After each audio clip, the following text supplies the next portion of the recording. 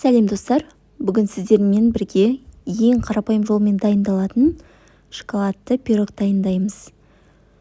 Егерде рецепт ұнап жатса, менің каналыма тіркеліп лайк басуды ұмытпаңыздар. Ендеше алдымен құрғақ өнімдерімізді араластырып аламыз. Ұнымызға какаоны қосып, үстінен қантымызды саламыз. Сонан соң ас содасымен бірге қопсытқышымызды саламыз. Және осыларды араластырып, енді үстінен жұмыртқамызды саламыз.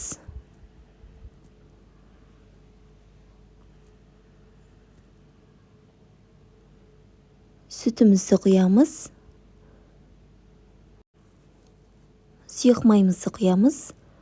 Ең соңынан 1 шай қасық 6% уксус қосамыз, алмалы уксус. Енді барлығын жақсылап араластырамыз. Ешқандай түйіршік қалып қоймау керек.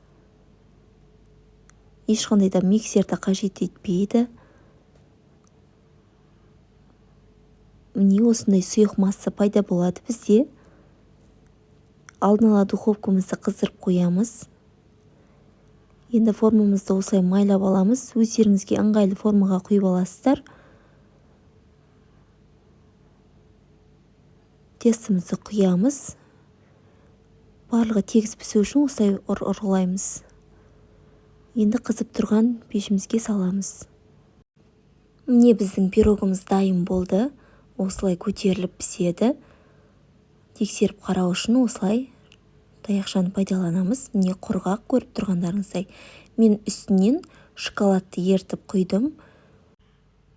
Сіздер қаймақты крем немесе сгущенкалы крем пайдалануларыңызға болады. Ештеңе құймай, пирогтың өзінде осылай жей беруге болады. Өте жұмсақ және осылай биік болып піседі. Ас болсын.